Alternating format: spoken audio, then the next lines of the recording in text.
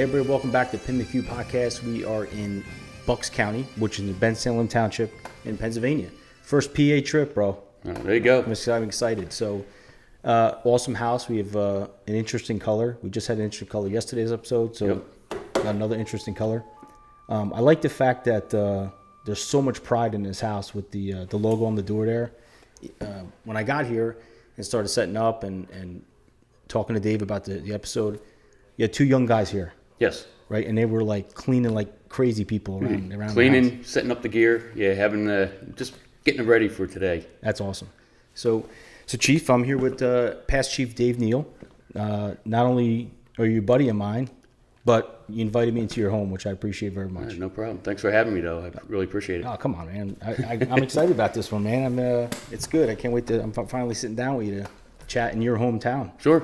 So Chief, why don't you tell everybody who you are and.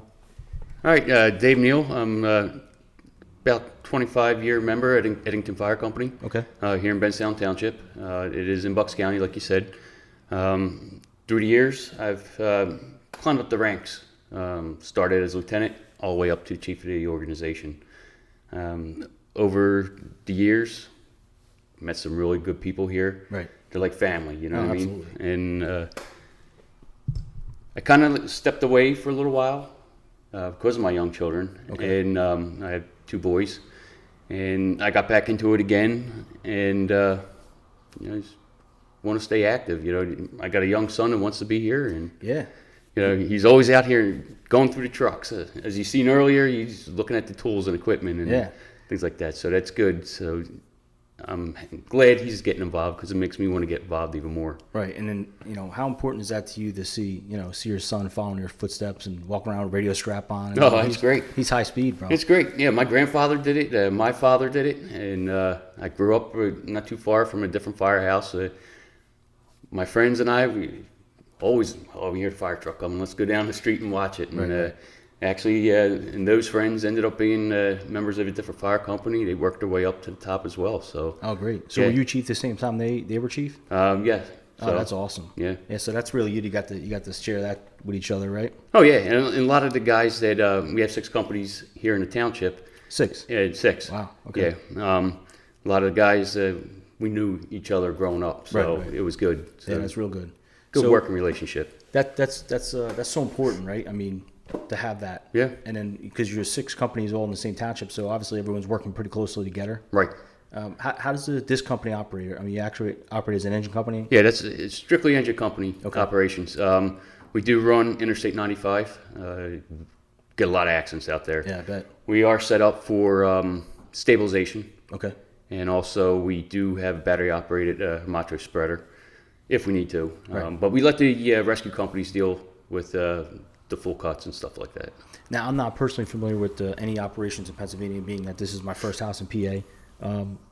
How is the inner workings or relationships between each company? I mean, you guys, is it flow pretty well, or? Oh yeah, for the most part, yeah. Everybody has their issues or problems or whatever it may be, but we all get together. We try to do some training together. We do have a township training center here. Oh, good. We can't burn, but we could do everything else. Oh, great. And we could set it up for dwelling fires, storefront fires, apartment complex. So we do get the opportunity to all train together, and we work off of each other. If we have somebody's faltering here, we may pick them up here, or right. vice versa. So that's good. That's really good. Yeah. And then I'm assuming then, since this is an engine company, other companies within the township, there's a ladder company, rescue company. Is that how it works? Yeah. So down here in this lower part of the township, we have a Cornwell's Fire Company. They run an engine rescue. Okay. And a ladder tower. Okay. Tower ladder. Also, Union Fire Company is down along the river. They got the engine, a couple engines, and a ladder as well. And we got Nottingham Fire Company a couple miles up Street Road. Okay. They run an engine and ladder. Oh, we got cool. Trevo's Fire Company, who they have 2 stations, a substation, and they run a rescue engine. And then we also have Newport Fire Company as well. They have 2 stations as well. So we 6 companies, but wow. 8 stations. Yeah. And we also have, during the day, we have the Bensalem Fire Rescue. Okay. They are career staff from the Inspection Bureau. Okay. Where I actually worked years ago. Real good group of guys. got a good working relationship with them as well. So they do inspections, and they also They do inspections, and they they they work during the day as the career staff. Oh, that's great. So that's good. So is this all volunteer? This house? this is all volunteer. Okay, yes. and then the other companies. The are all rest of done? them are all volunteer as well. Oh, excellent. Yes. And what's your membership like here? We've got a little over 40 members. Okay. They range from the older guys all the way down to the kids you Yeah, I see saw here the earlier. kids here today, yeah. The 2 kids that we have here, they Right. do a lot for the organization, and not just them. We do have a lot of other kids that come down, Right. even the older members. So everybody stays very active down here. Anytime anybody ever needs anything, we're all together. The one thing I'll tell you, I don't miss a beat. I may look like it, but I don't. When I was setting up, I noticed that you were working with those kids, and you were going over the tools and tool placement. And I know you weren't doing it for me because For my kids. right. Yeah. And that is so awesome. And also I saw you doing it with the young member here too. Sure. You were showing them the tools and the compartment and that's to me, when I see things like that, and again, I think it's important to discuss, because you didn't do it because you thought I was watching. You were just doing that, and you were killing time while I was setting up. And I think that's so important for our new firefighters watching, that you're taking the time to do that. Right. And I keep preaching this over and over again. And if that's our job, bro. Like, Right. I feel like that's our responsibility as senior members, that we should be, instead of just sitting here on our phones or doing whatever we're doing, grab these young kids and go, come here, let me show you what this is. This is why we use it. This is the high-rise pack. This is what its uses are. It's not just for a high-rise, because that's immediately people think high-rise pack. Sure. You're thinking you're going to a 16-story building, but that's not the case. You use it for other operations, other purposes. So it's good that you get that. How important is it to you to pass it on, what you know and your knowledge, to all these younger firefighters? Oh, it's real important. I told you I stepped away for a few years. I still stayed as a member and active. Okay. But seeing these younger guys come down here, it's nice to see them evolve. And Right. if I can help them with anything, it's a benefit. Any knowledge I can, give them. That's great. They actually they like listening to the older guys, especially guys that have been around for a while who have experience. They enjoy it. So sometimes during the day I come out, these guys are on a truck, and they're always asking questions. And if they don't know, we'll show them, we'll go over it, things like that. So, but again, it's invaluable. Yeah. You can't put a price tag on that knowledge and that experience you're passing on to these young guys and these young girls, because believe it or not, even if they're, and I always talk about the phones, bro. Everyone's on their phones. And look, I do it too, the Instagram, the Facebook, all the bullshit, I get it. But when there's a time to put your phone down and like actually pay attention, I think it's so important now that we're passing that on to these young kids, because honestly, they're out of the womb, they're on their phone. They're on a device. Yeah. I see my own kids. Anywhere we go, what's the first question? What's the Wi-Fi password? What's the Wi-Fi right? password? Right?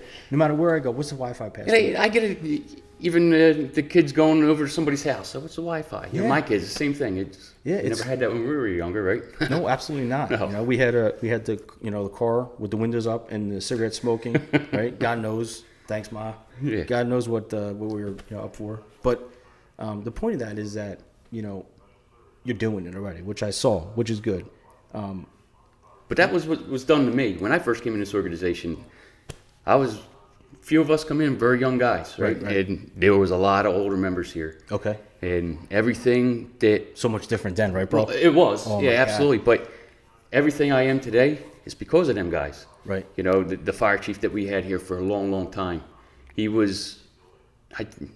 over my career, there was only a few guys that actually, that really hit home, I should say, on how you should be in the fire service. And Right. the fire chief here, I learned a lot from him. It was anytime I needed help, I asked him, and he was there. So Yeah, and you're passing that on right now. sure, you're gonna have some young kid sitting one day in a show like this. You know what I mean? Telling the same story about you, about Dave Neill. So that's good. It's good that you're doing that stuff, bro. Sure.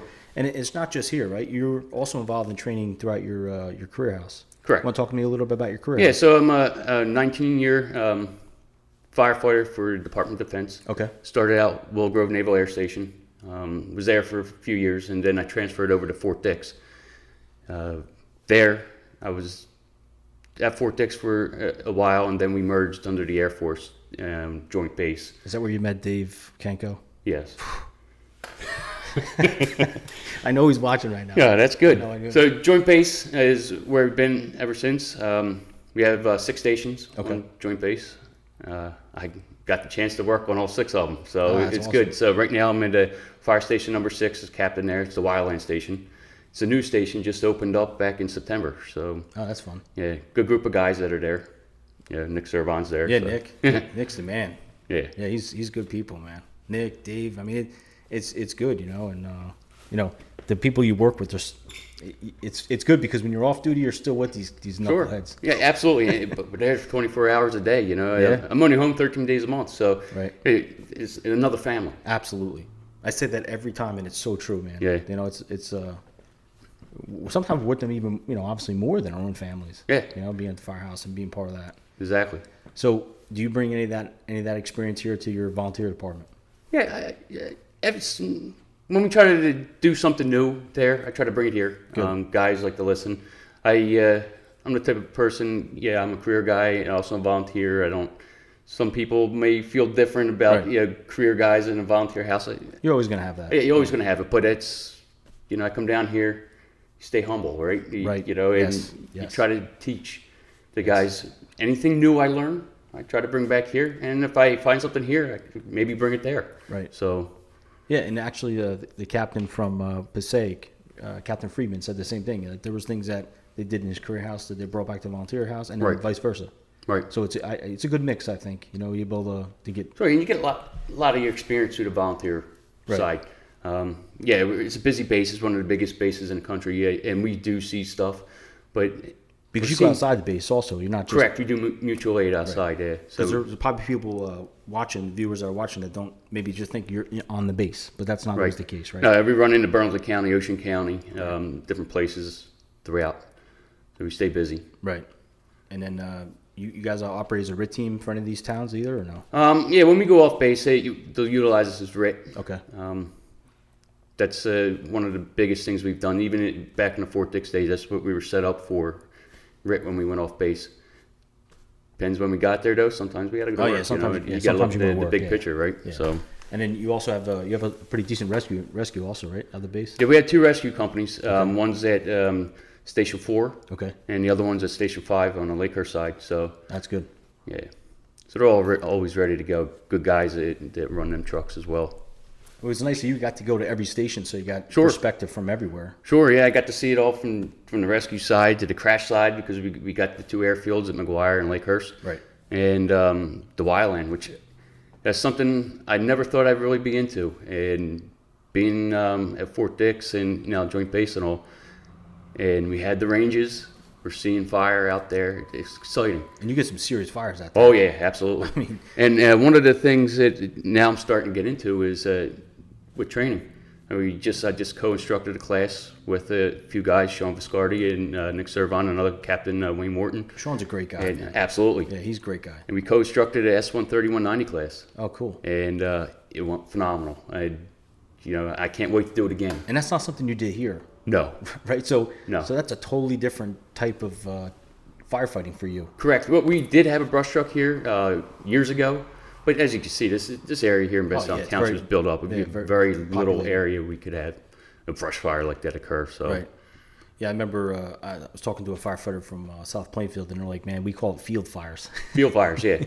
Yeah, we used to call it a field truck. That's what we had. The old 63 GMC used to go out there. Right. Yeah. But where you're at the base, that's no field fire. That's serious. That's the pylons. Yeah. And we work closely with the state as well. The Forest Fire Service. Right. Yeah, I'm like you. I'm not really into the forestry thing. I just never been that guy that pursued any of the. A lot of my buddies are all on the forest fire, assigned to one of the divisions, but I just never really had that drive. And I've been in a few of those fires, and it's an eye opener. Oh man, it really is. And on one of the episodes, I don't recall which one, but I talked about being in the head fire once. It was like literally, it sounded like a train coming at me. Right. You know, and the heat was unbelievable. You know, it just goes wherever wants to go, it just goes. Man. Sure. You know, it's not like interior firefighting where you try your best to control it. With that, it's a whole different ball game. Once you got the wind and the weather, everything is right. It's a bad situation. It's a bad mixture, man. Yeah. And now you're training in that. Yes. That's good. How do you like it? Oh, it's great. So our first class we just did. Well, my first class. The other guys have already taught, but that was this week, and it was exciting. The guys were involved right from the get go. Right. And the prescribed burn that we did at the end, it was guys liked it. Right. We had 15 kids in the class, 15 guys in the class, and they never thought that fire could go like that and be this hot and things like that. Yeah. So. And these are all active military or no? They're both. So we got military and civilian. Oh, okay, good. Yeah. Was the class offered to like outside entities or no? It was. We had a couple of guys, but for reasons unknown, they weren't there. So. Okay. Yeah, good. So that's good. So you have the career, your career job that you're able to bring back to the volunteer company and in Bensalem. Sure. What's the what kind of area is Bensalem? Is it because I did see you do have some storefronts. Sure. So it's mixed. We got a lot large neighborhoods, and also we got casino here in the township, racetrack for horses. So you have a casino here. Yes. Oh, okay. Yes.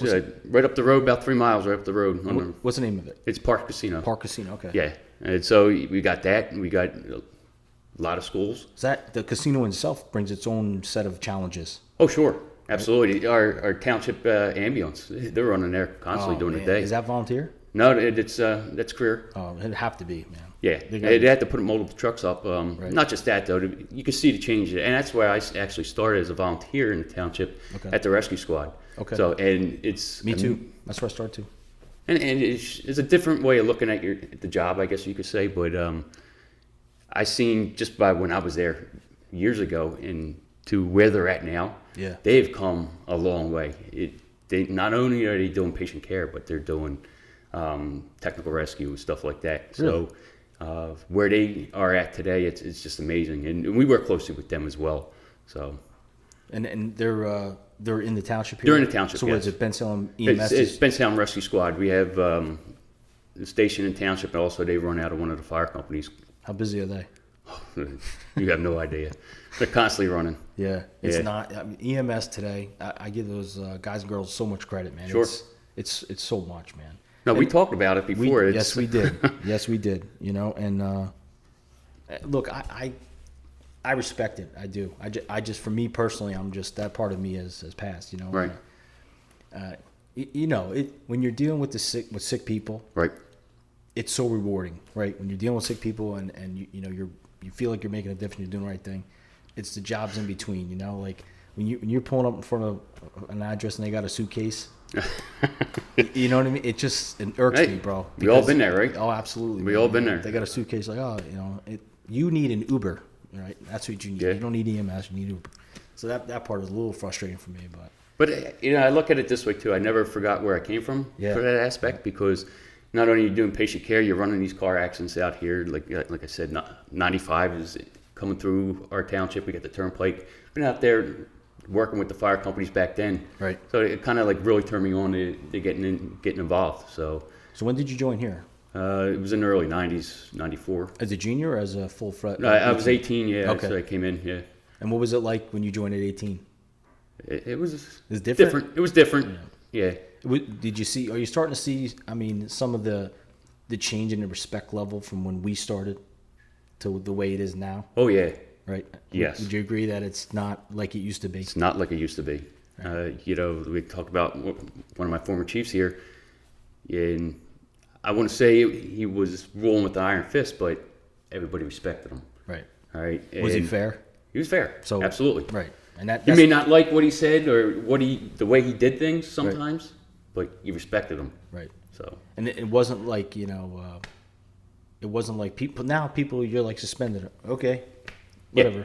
But back then, it would be devastating to be suspended, or even the thought of being suspended. Oh, sure, would be absolutely, devastating, right? Yeah. To even think like that, but it's just different the way things are turning now. And I blame that on social media. 100%. You know, look at me. Look what I've done. And it's not all about that. Yeah. You know, you got to look at the big picture. What are we here for? Right. So we have the problems in my house with Snapchat, right? Right. So it's better. It's definitely a lot better. But it used to be as soon as a kid gets on the apparatus, they're automatically on their phone. Oh yeah. You got to get your ass in the seat, get dressed.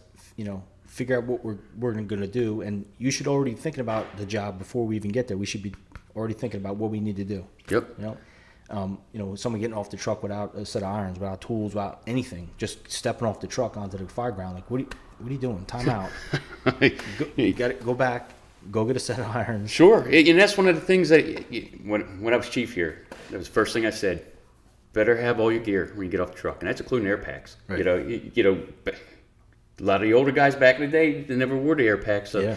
I want everybody off the truck and ready to go. Yeah. Tool in your hand, and if you didn't, you're going to sit back on that truck. And I've done that a few times over the past. And did I want to do that? No, because I'm shorting myself on a fire ground where I could use these guys. Right.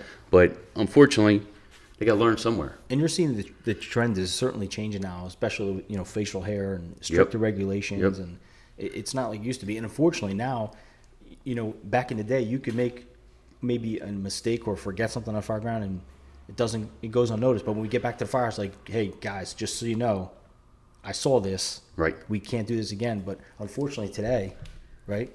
Yeah. The possibility of someone seeing what happened on the fire ground. See it every day. And right. It's not just here, it's throughout the township, or it's in the county, or anywhere. Yeah, because everyone's got their phones out, bro. Right. And we just talked about this and about how they're great and they're bad, man. They're bad too. But it's good that. And we stopped it here. The chief now, that's it. I don't want phones on in the back of the truck. Focus on the call. Good. And if we see them, turn around, Yeah. Not going to happen. Put your phone away. Yeah, focus on what we need to do. Yeah, and it's not, listen, and I don't want this to come across that, I'm bashing people, because I'm not, because there's a lot of companies out there. I'm sure plenty that are watching right now go, wait a minute, we've been doing that for a while. We haven't had guys and girls on the truck with their phones. And if you're doing that, you are ahead of the curve and you're doing the right thing, and I applaud you. Sure.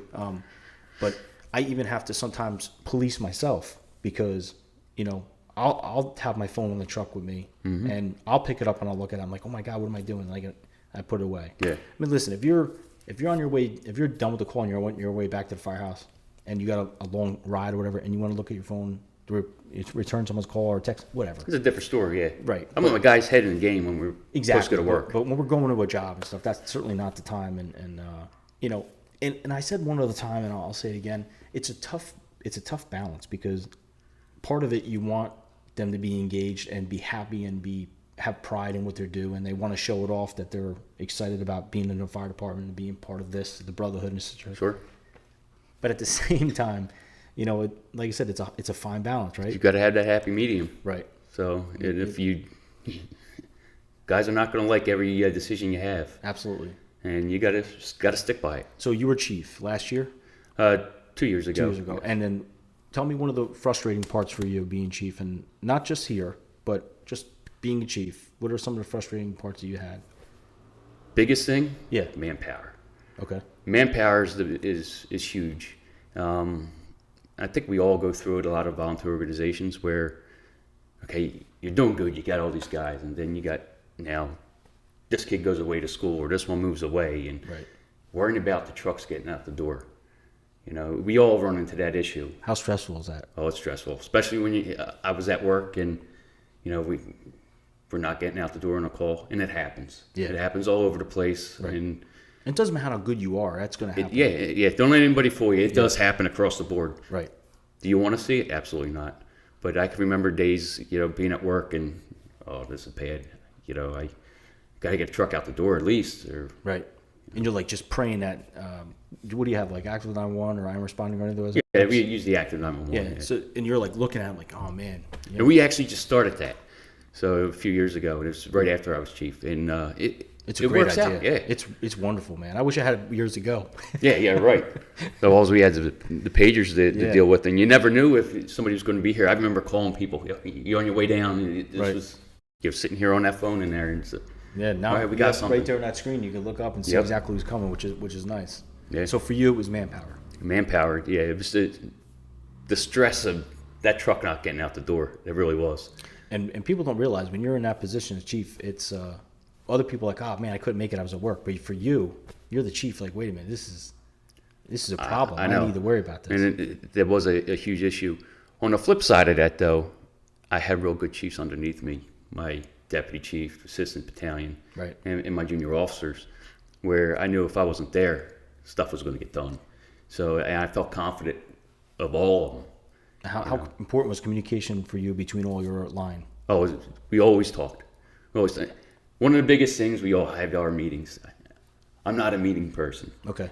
If I could talk face to face when I see you on the phone or something like that, I knew I was going to get the point across to the guys, and we all talked. We talked every day. But if anybody had any problems, this guy had a problem on a call, he let me know. We took care of it and whatever it may be. So the guys that I had under me had a lot of experience as well. Good. Some were older than me. Some ended up being the chief after me. Okay. And even the chief now, he was a lieutenant under me.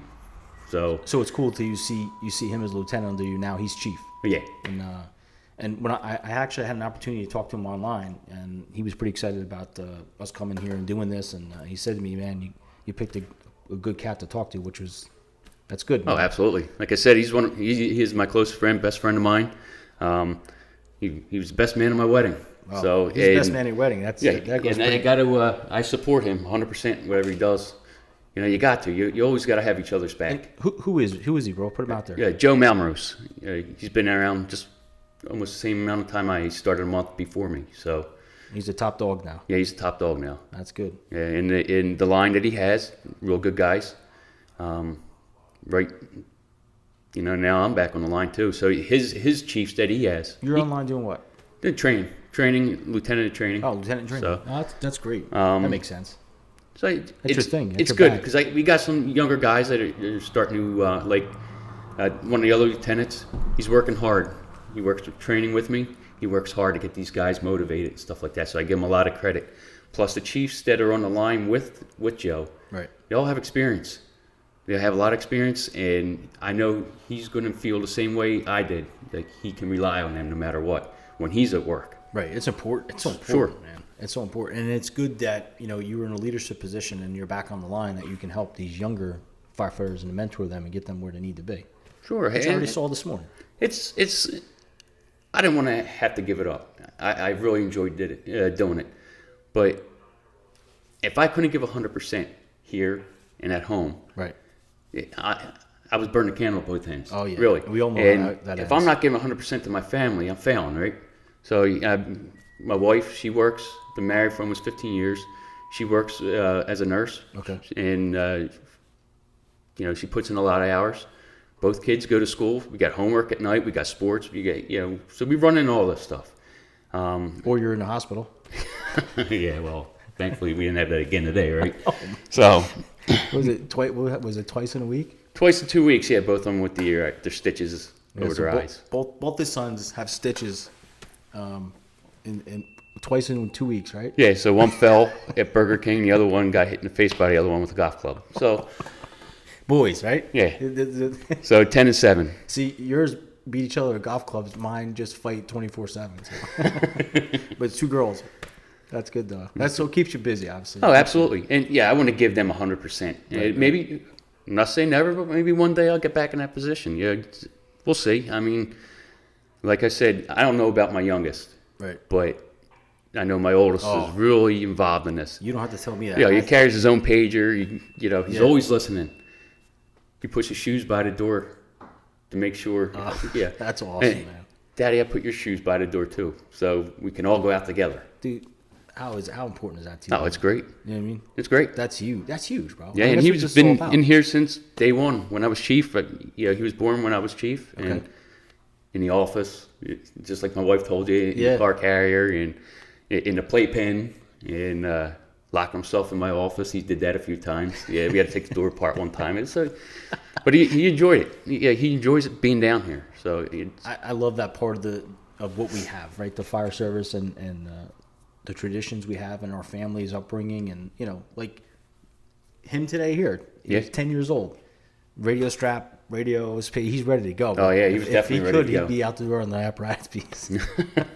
But you're able to watch him grow. Sure. And you have a junior program, correct? Yeah, your junior program starts at 14. And what do you guys call it here in PA? Just Is that what it's called, junior program? Yeah, the junior program. Okay. Yeah. Yeah, because I saw on the helmets it says cadets. The cadets. So 14 is cadets, and basically, and there's a junior program. These guys, the cadets that are here, Okay. used to run track with my son. So now he sees them getting involved, and he's excited. Oh, he's definitely excited. And he's down here. Yeah, he's down here with the training. Yeah, like you said, he's going through the trucks, the old trucks that he knew. Right. He used to walk around. I knew it was in here when we had our Quint here. I know this truck. I know what's in here, and that's invaluable. Oh yeah, absolutely. That's invaluable. And then, so currently in this house, you because you just mentioned a Quint. Currently in this house, you have two engines. Two engines right now. That's it. Okay. And then this is your first two piece? This is our first two piece. This is both of them KMEs. Okay. So same trucks.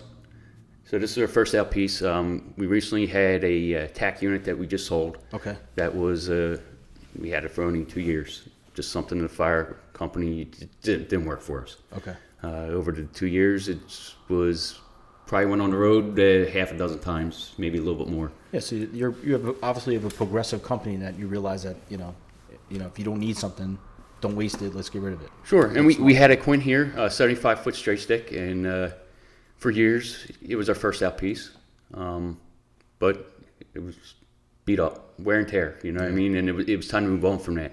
And it's expensive. Oh, it is very expensive. Maintenance. And then we looked at possibly replacing it, but in the township, we got three ladder companies, and they're on all our assignments. So it's better to focus on at least one thing. You got a ladder coming.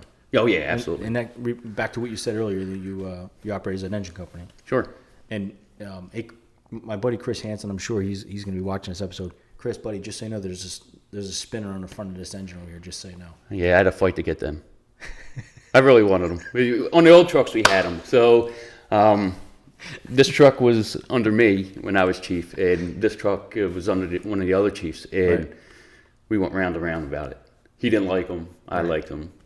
But that was it. We spent hours arguing over them. It's just funny. As I'm talking to you, I'm looking at it, and my buddy Chris, he's all about that thing. Yeah. And his company that he's on, and so they just got two brand new pieces, and they each have it. Okay. On each end, and he worked it out so the colors, like, so the rescue it's all blue. Okay. And then the engine it's all red. Right. Yeah, he's high speed, bro. But we had them on our older trucks too. So all three of them. We used to run three pieces out of here, and we had them on all three trucks, and that was like our statement. You know what I mean? Right. You could tell. Oh, here comes the Eddington Fire Company coming down the street.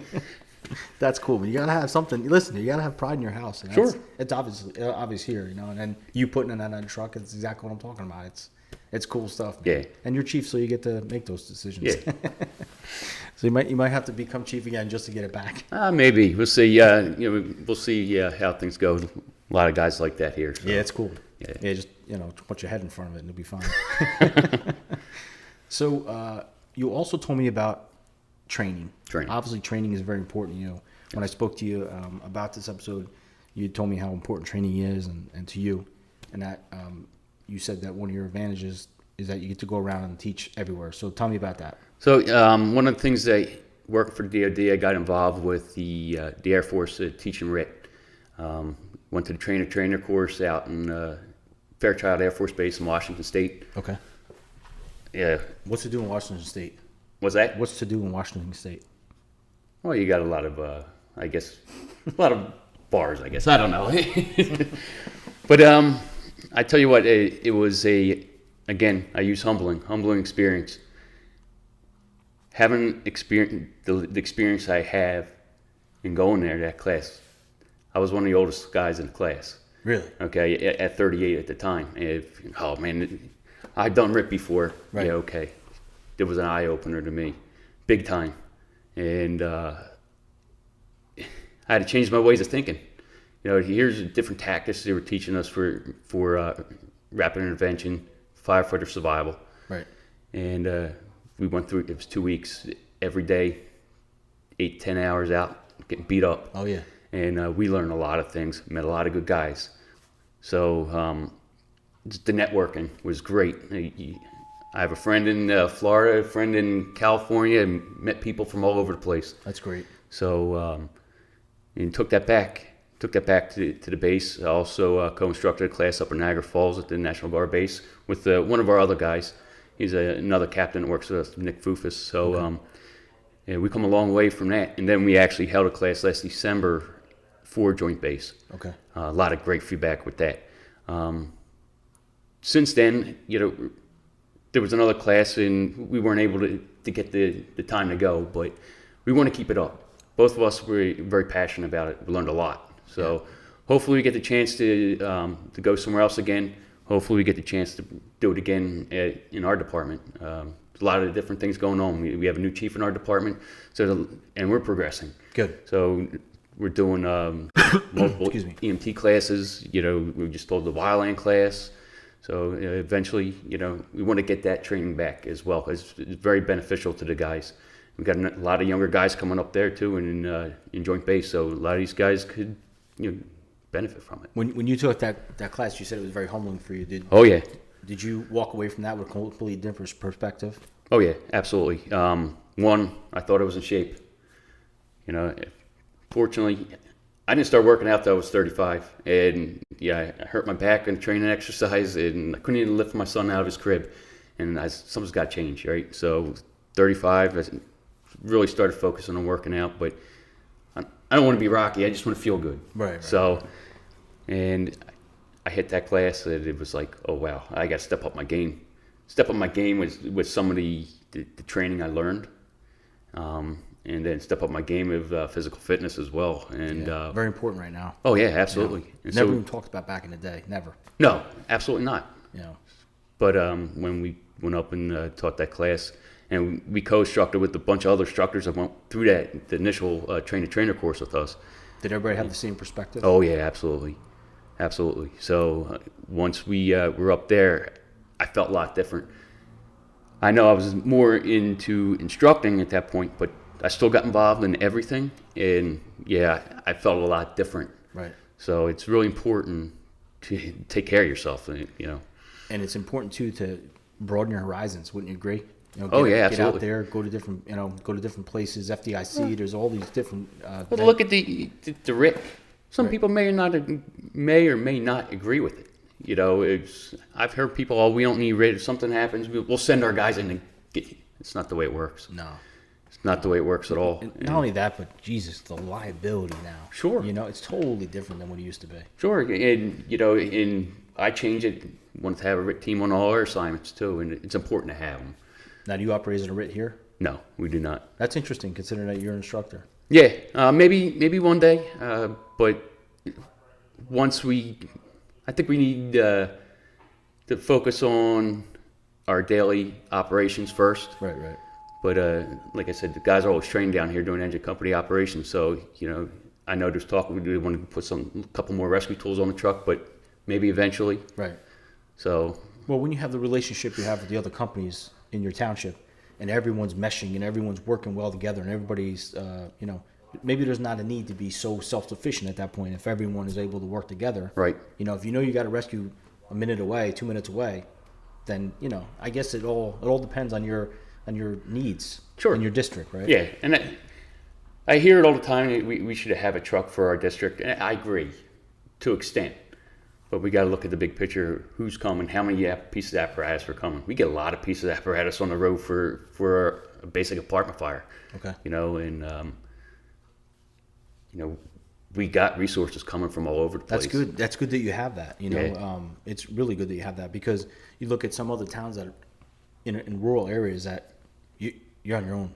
Oh yeah. You're on your own for a little bit. Absolutely. Until that second piece comes, right? I mean, I think there's some towns in like Burlington County where you're it for a while. Sure. Until your second piece shows up, and that might be 10 minutes away. Sure. Look at Woodland where we were at. That's Yeah, Woodland Township. Yeah. We recently had an accident. We were by ourselves for a long time. For truck that's all right. Yeah. Yeah. So Right. I mean, it happens, but Yeah. you gotta focus on what you can work with. So training is obviously important to you, and that brings me to my next point, and then that's that bag that you have on the table. Tell me about it. Yeah, so this is a Resuscipet. We started working with, now this girl, Emily, she has gone to almost all the fire companies here in Bucks County and Burlington County, and she's branching out. So we got involved with this as Resuscipet for animals, basically for dogs. And we could use this on other animals as well, and we demonstrated here. So recently, within the last 2 months or so, we worked with one of the local news stations here, Channel 6, and we had something set up here, and we went over how to use it, and she spoke, her family spoke, and this is a benefit. All the trucks have them, and that's cool. It's getting out there. That's good. So it's a good thing that she's doing. So you said the news came here? That was at Channel 6? Channel 6, yeah, came here. That's good. And when they did a story on... They did a story, and everybody talked and got involved. And where's she from? To be honest with you, I'm not really sure. She's got to be close by. That's cool that she brought these. So she brought these to your company, and then... Yes, and then you gave her a nice donation to make sure this keeps on going for her. Yeah, that's great. You that's know, a great and I follow her on Facebook, and she's branching out. Like I said, going as far as Woodland. That's really great. That's really great, and it's good you keep those on all the apparatus. Have you used it yet? No. Make sure when you do, you hit her up right away. Oh yeah, absolutely. Yeah, that's good. I could picture like that being used on so many incidents I was at. You know, you have these cats and dogs and all those things coming out of these fire buildings, and they're Yeah, we used to use our masks, right? Yeah. That's good. Yeah, really good. So yeah, we just go up to an oxygen bottle, and that's pretty cool. Go from there. Is that recent? When did you get that? Been last 6 months or so. That's good. Yeah. And you said all the trucks have them too? Yeah, both trucks. Now in the whole district or just? I don't know what supposedly she had every fire company in Bucks County. So wow. From watching her on Facebook, yeah, she's been around there. How big is Bucks County? Is it a pretty big county? Oh, it's huge. Yeah. Is it? Yeah, we have multiple fire companies. It will run from Bucks County. Basically, we cover Bucks County's from Philadelphia line. Okay. All the way up to Montgomery County or Northampton County. That's right. You were telling me that Philly's only 2-3 miles away. Oh, it's not even Really? 2 miles away from here. Yeah, that's pretty cool. Yeah. Have you ever gone into Philly for anything? Right. Very little calls. Maybe brush fire on the border. 95 we do run with them. Okay. They'll come up so far. Recently, I don't know if you've seen the news. We had a 3,000 gallon gasoline tanker rollover No, I didn't see that. on 95, Okay. and we worked. Our fire company, our township, worked good with them. With That's awesome. Philadelphia guys. So they came up. They brought their phone units. That's cool. Yeah. Yeah, when we got 3 miles away, resources. Oh, yeah, that, absolutely. That's a huge benefit. Yeah, we run into them a couple times and never had any issues. So anytime we had to work together, it was great. Never That's had awesome. any issues. Yeah. That's good. So I love talking about the good stuff, bro. The good stuff is always the best stuff to talk about. Sure. But, it wouldn't be fair to me not have you on the hot seat and ask you, what so far has been your worst experience in this 25 years of being a firefighter? There's a couple calls that really stick in my head. We had in this neighborhood here, had a house fire right after Sandy, Superstorm Sandy, and there was 2 people trapped. I came in off of one of the other trucks, and myself and another guy ended up finding a lady in the bathroom. Heavy fire conditions.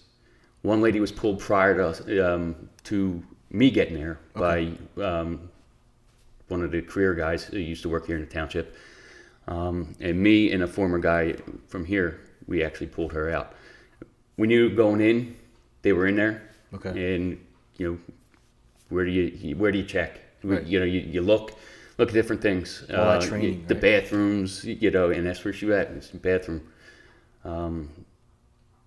So we took her out and they worked her, but unfortunately, it was a bad situation. Right. Both of them did both pass. expired? Yes. Okay. And looking back on that, is you always think, could I have done something different or whatever. Pulling up, you kind of know, if there's entrapment in the fire conditions and things like that. What the life expectancy would be. Right? Sure. Right. And these 2 ladies were in the community, constantly walking up and down the street and stuff. So we knew them. we knew who they were.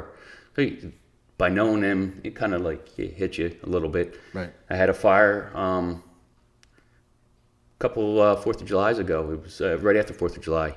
Me and the driver, and when we had our Quinn here, first in, heavy fire conditions.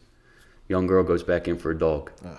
You know, by looking at the situation, it's a bad situation. Yeah. And I'm by myself for a short period of time when other trucks arrived. They're coming from their companies, of course, but I'm only 2 blocks away.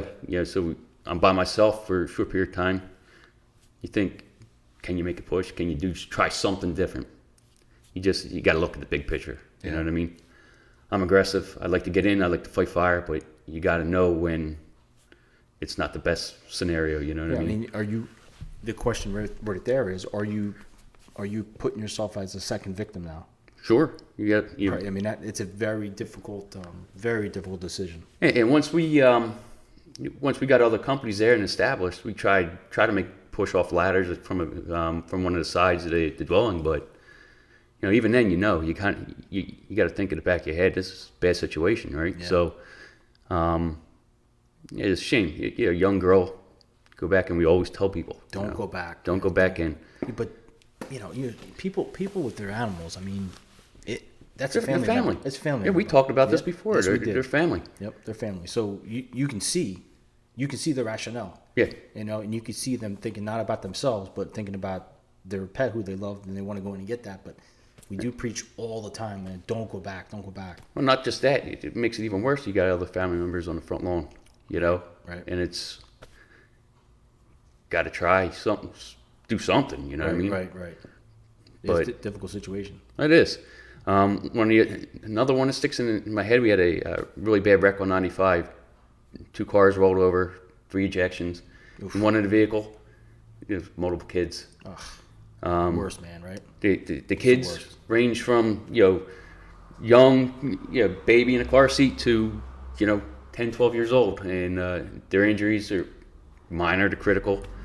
But the father, he's ejected. You look, this is a bad situation. I had 2 other patients, and it was a bad call. Right. And you get the kids crying, and I'm going to be honest with you. I'd never really put too much into stuff growing up in the fire service until I had my kids. Oh, yeah. You look at the big picture, right? Yeah. So definitely changes you. It changes you. Yep. Even with teenagers, the wreck I had in Woodland, he's a young kid. Yep. You don't want to see anybody. You don't want to see anybody get hurt. But that's where it really starts to. You really hit home. The kids. I agree. And also too, as being the chief of organization, you got another family to look after. Correct? You got the guys. You don't want to see them get hurt. Yeah. So.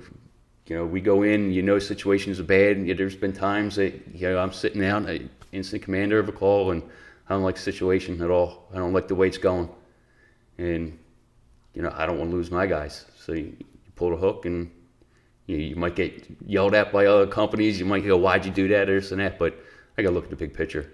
Right.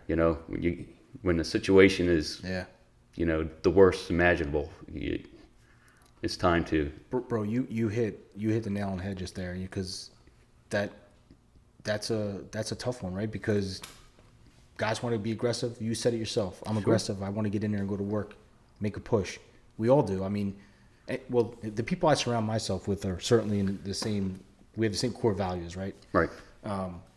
So I'm the same way. I want to go in there. I want to get it done. But at the same time, someone else like you, the chief, who's watching the big picture, and you're going, you know what?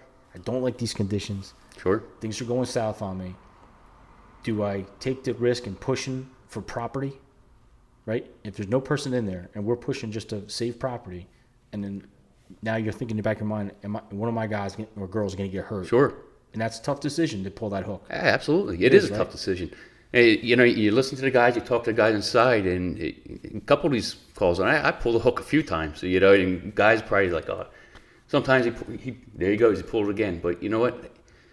The situation, it's just, you got to know when enough's enough. It's time, it's past where it should be. It's time to write it off, or pull back and regroup and and change your tactics. But You might get guys saying, "Oh, we're making a good knock from the interior," and you're looking out from the outside like they're not seeing what you're seeing. Yeah, right. You know, there's a partition wall. There's, you know, they're in a whole nother room. Right. You know, and I've seen that happen before in the past too. Right. I got a guy yelling at me on the radio, "We got it." Oh no, you don't. You know, and you know, it's a decision you got to make and you got to stick with. I'm so glad you're talking about that as a chief, because that's something that's often, you know, fire chiefs sometimes will get called on that. Like, oh, Sure. I can't believe they pulled me on this. I can't believe they pulled me. But maybe they're not seeing what you're seeing. You know, you're getting a report from the interior, but what is going on the exterior? Yeah, and it's funny you say that. I remember it was coming in, young fireman, you know, being on a fire, and I'm knocking it out, you know. Yeah. And then I hear my chief in the background, everybody evacuate the building. What are we doing? I've been in that situation too. What are we doing? Oh. And I'm like, come on. Yeah, come on. Yeah. And then you look back on the situation when you're chief and like, well, I know where he was getting that from. Yeah. You know, so I've not held the position of chief yet, so I can't relate to what you're saying, but I respect what you're saying, right, because it makes sense to me. And I've been in the other side of that, where I've been in the fire building, and just like you said, making a knock and like really getting, like, I think anyway that we're making a great push on this. Sure. And then next thing you know, you hear the air horns, right? The evacuation tones. I'm like, come on, you know. And we got some really aggressive companies in this township, and you know, we like to fight fire. We do what we can, but it's different when you're wearing that five horns and you're running that call outside. So big responsibility, huge responsibility, huge responsibility. So when you're not being involved in the fire department, obviously your family comes first, priority one. What else do you like to do? Any hobbies? The biggest thing is, you know, boating. We have a boat. Yeah. Spent a lot of time out there. Unfortunately, last summer wasn't the best, but... You know how many times I went on my boat last year? How many times? 6 times. 6 times? 6 times. Yeah, that's about right. Oh. But we bought it. We started with a wave runner. Right. You know, we like being... My wife grew up down... her grandfather had a boat down in Ocean City, New Jersey. Cool. You know, and I've been with her for over 20 years. You know, we used to go down there all the time. Right. And one day, we're going to have our own boat, right? Yeah. So we got to tie up this summer. Yeah, absolutely. It has to happen. Yeah, it has to happen. Yes. We said that last year, too. I know, that's what I'm saying. But I went out 6 times. Yeah, I know. But so we started out with the wave runner, and then once the kids came, it's like, you got to do something different. So, we bought our boat. It's a nice bow rider. We get out there. We have some friends that have boats. Another one of my close best friends, he just bought a boat. Oh, and, sweet. You know, we're out there with him and his family, and it's phenomenal. We have a lot of good times. I'm trying to get my buddy Parent. He's, I'm sure he's watching. He's looking at a pontoon. Oh, yeah. And I'm like, you got to buy it, man. He keeps texting me like, oh, I'm going to go look at this one. I'm going to look at that one. I'm like, you got to do it. Just do it. Just pull the pin and do it. Just get a pontoon. Man. It's so much fun. Yeah, it's funny you say that because Christmas in July, we do a thing on the river.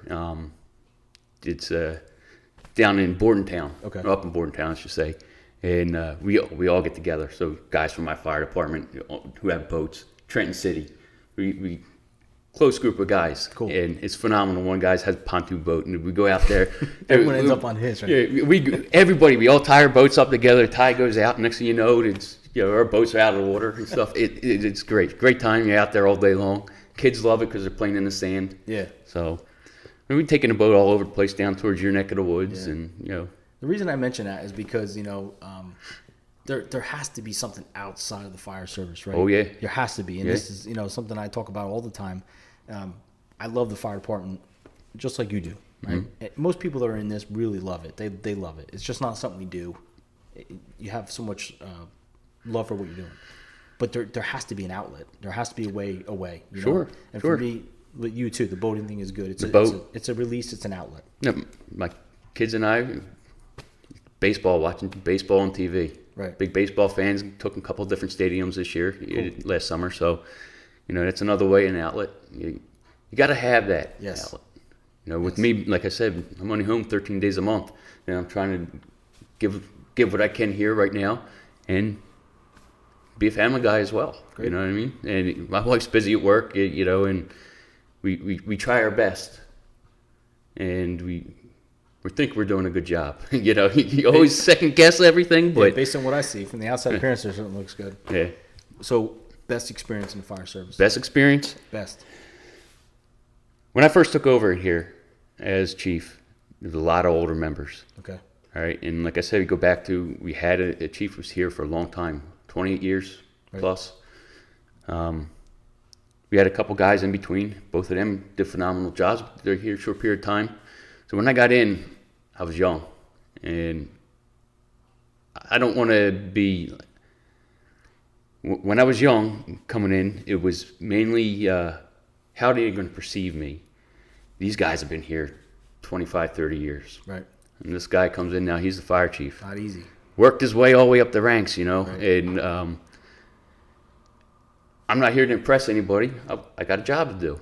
You know, I got voted in. I got a job to do, and I'm going to give 100%, right? So one of the things that really always sticks in my head is I had a call around the corner here. It was probably my first call I ever ran as incident commander. Pulled up, and I had 2 kids on the roof. Neighbor was getting them down with a ladder. You know, heavy fire condition, 2nd floor. And set up incident command. Companies came in, did their thing, and that. I had an older member, close friend of the chief, come over to me and shook my hand. On the fire ground. On the fire ground. You did a phenomenal job. Stuck in my head. You know what I mean? That's Always awesome, did. man. And Gave me chills, bro. yeah.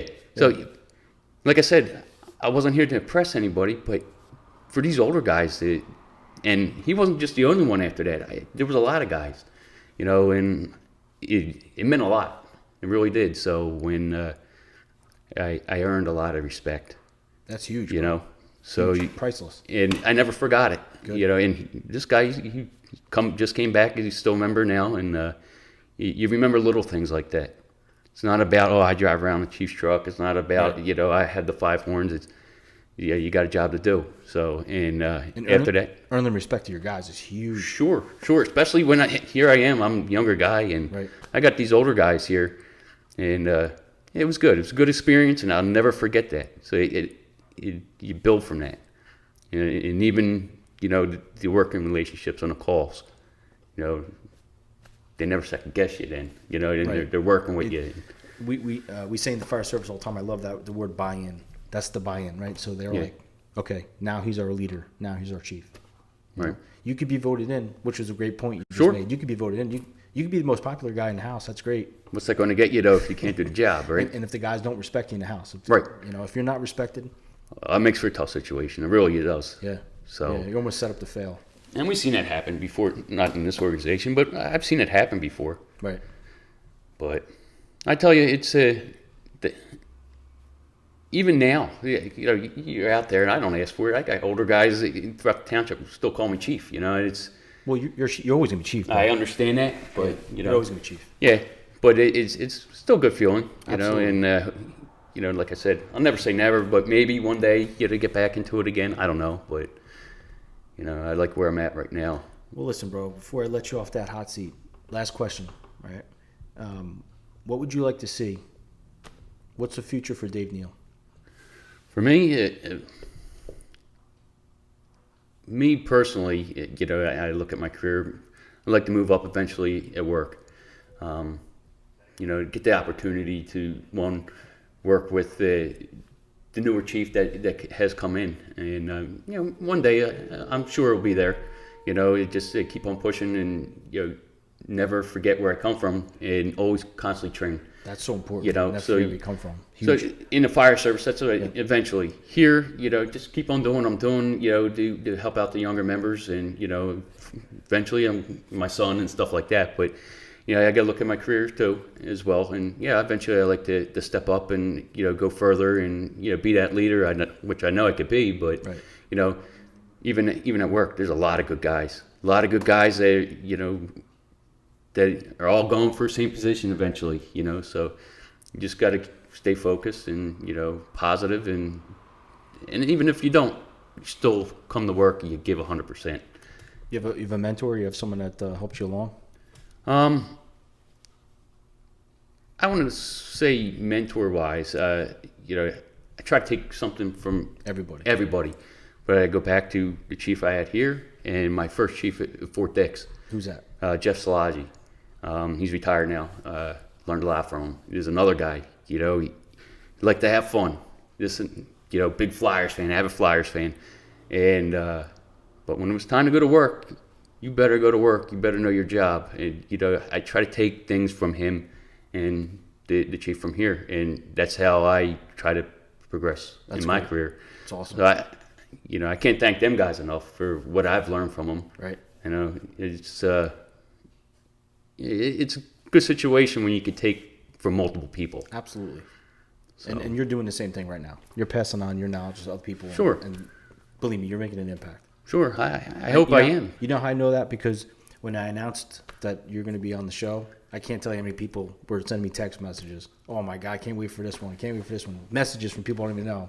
Emails from people I don't know. I've seen some of the guys, a couple of the guys that were on there. We worked at one of the stations, Station 2 over at Joint Base when it first merged. Right. They put a bunch of guys together that were from all over the place, right? And, they'll never get along, whatever. We had the best time of our careers so far. Yeah, another great friend of mine, he's a captain, Sean Viscardi. We all came from the same station at that one point, so we had a lot of fun. Yeah, constantly every day laughing. That's what makes a great day. You know. Oh, absolutely. It makes a good crew. Yeah. You know, we knew each other's. What we could do. At work sometimes, because I just said this to Chris, because we worked a tour together last Monday, and I said, I can't believe we actually get paid for this. Yeah, you know how many times we said that in our career? You know what I mean? We're sitting there making lunch and all together as a tour and enjoying our lunch together, and we're all making food and BSing and just talking about stuff. And I'm like, I can't believe we're actually getting paid for this. Dude, I can remember even like at Station 2, like I said, that was one of the best times of my career in the DOD. Right. And I can remember me and my buddy with our glasses. I can't see far, he can't see close. He's a captain now, Lee Shattuck, one of my closest friends, best friend. And I tell you what, we would laugh from the time we leave the station to the time we get back, and then all night long we'd be out in the bay or at the kitchen table just laughing. I can remember 8 hours one day watching football and just having a great time. And that's bringing everybody together, you know what I mean? Absolutely, It's when you have a good group of guys, it makes a lot of fun. Like Kenko. Yeah, he's a piece of work. I had a lot of fun with him. I never really got the opportunity to work with him. It was a short period of time at Lakehurst. Right. But going out and hanging out with him, it was a lot of fun too. He's the best. Oh yeah. I try to get him on me anyway. Yeah, I know. I saw that. You don't want to come on. But he's like, I'm not interesting to say. I go, you're full. Oh, he has a lot of stuff to say. He have a lot of fun doing this. I told him he's got a lot to offer. He just doesn't want to listen. Yeah, he is a great guy to work with. Like I said, a short period of time. I wish it could be more. I think I even jumped all over when I found out he was transferring me out of the station. So really, all this time, and you're going. That's awesome. Really? So yeah, just the people in our core group, Sean, sure, Nick, Dude, I think we're all from the same mold. I'd say we're all the same type of people. We get along so good. Man. Yeah, you knew it was good. Like as soon as we met each other, we all got in that group message. Oh yeah, absolutely. It was a total buy-in. Right? It makes, like I said, it makes it for a great situation all the way across the board. I can learn different things from you, and some of this text messages that go back and forth between all of us, it's out the window, but it's a good time. Yeah. No, you gotta laugh too. Oh, yeah. That's a big part of this. Yeah. Definitely gotta laugh. Well, listen, Chief, I appreciate you coming on, man. Thank you for having me. Little show, but it was good to come out to PA. It was very nice to be invited to your house. Sure. It was cool. I certainly, the way I was treated here when I got here was awesome. Everyone, was happy to have me here. Your chief, as a matter of fact, sent me a message saying he was excited I was coming here too. So it was good. Hopefully my girls didn't destroy your rec room. Oh no, they're fine. But hopefully somebody gets something out of it. We ramble on about different things, but maybe somebody finds out a little bit more about me that they didn't know, or I can tell you, when you just said to me that maybe someone will get something out of it, I can tell you, and this is the God's honest truth.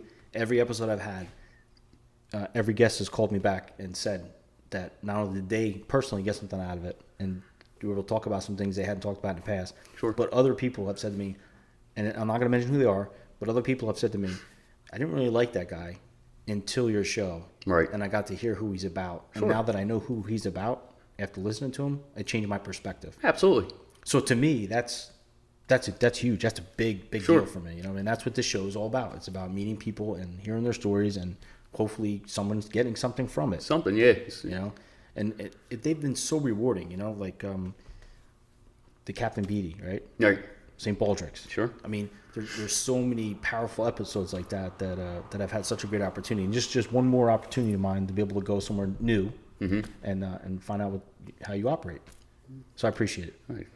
Thanks, Glad brother. you're here. We can talk about this stuff. Yeah, you no know? doubt. Now we just got to get our boats in order. Absolutely. Now, before you go, all my guests, part of the alumni now, get the patch. Okay. This is like kind of a big deal, you know. Absolutely. Where you're watching, you're like, oh, okay, right. Your little show on YouTube. No, but this is from Eagle Emblems and Graphics. Okay. Out of Staten Island. Sal, the guy that owns that place, is just he's awesome. Nice. He's such a supporter of my program, and he made those for me, free charge. He gave them to me for all my guests. Right. So everybody comes on the show gets that. So Sal, thank you so much, brother. Thank you. I can't think enough. Another buddy of mine who's doing things for the fire service, and he's another guy like me who is not doing this for anything. It's a nonprofit, and that's my buddy Chris Bruno.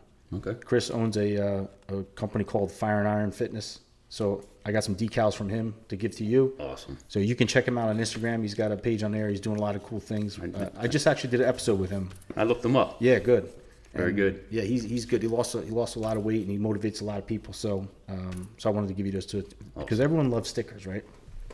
And then of course I can't let you go without getting our PintheQ decals. I actually give those kids that were here some decals too. Oh, good. And these are from Larry, the sign guy in Beechwood. Okay. He made this for us. He's also a supporter of the show, and that's for you too. Thank you. I really appreciate it. So you're the lucky number 13. All right. Yeah. Make sure you watch the show. You got a lot more people coming at you. Will do. And last thing. So on every episode I've been talking about Next Rung, which is an organization, this guy Blake I've been dealing with. He's a firefighter in Georgia. Okay.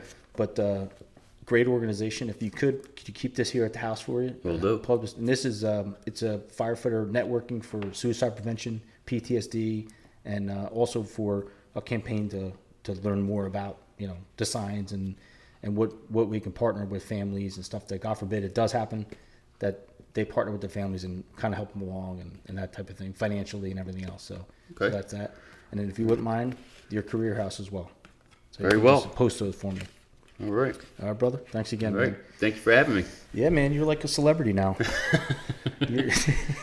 we got your helmet on the thing. Did you have one of those? Yeah, I had a band on it. That was an older helmet, but I just wear a black one now. You wear a black one now? Yeah, wear a black one.